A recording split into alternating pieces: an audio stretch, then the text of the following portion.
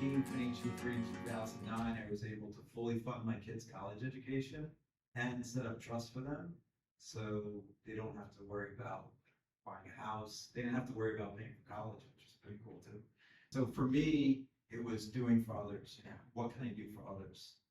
And get generational wealth is really valuable. By the way, that was rule number one in the 9 Money Rules Millionaires use: when you believe it. So let's talk about rule number 5. It was November 2006. It's actually on the Upper East Side with my wife at the time. We were celebrating her birthday and a twin's birthday, and my mom was calling. She said, "Joel, the temperature hasn't gone down since you left. It's actually at 105. I said, "Did you give her the cold compresses? Did you give her the baby Tylenol?" She said, "Yes." I said, "Okay, well, we're gonna come right now." So, as I mentioned, we live in Westchester. It's about an hour away, and I don't actually remember that hour because I was just full of fear and worry. And I teach my clients now, worry is negative future planning. You're thinking about what you don't want to happen, so we're not thinking about what you do. I didn't know that back then. And we got home, took one look at my daughter Morgan, gave her more cold compresses, gave her more baby Tylenol, and called a pediatrician who knew Morgan's history and said, "Look, if the temperature doesn't go down by the morning, get it to the hospital."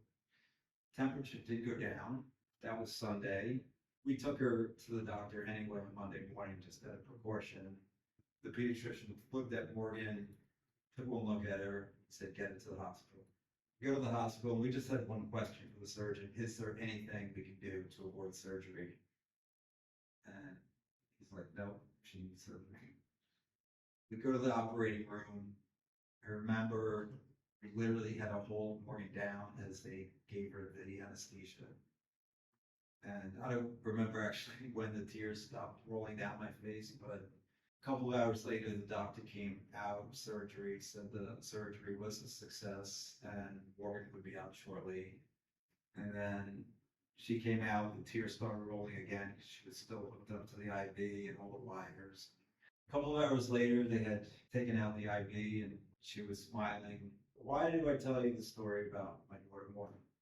Because today she's 19 years old. I am extremely grateful for having a very healthy, happy, intelligent, caring, beautiful daughter Morgan.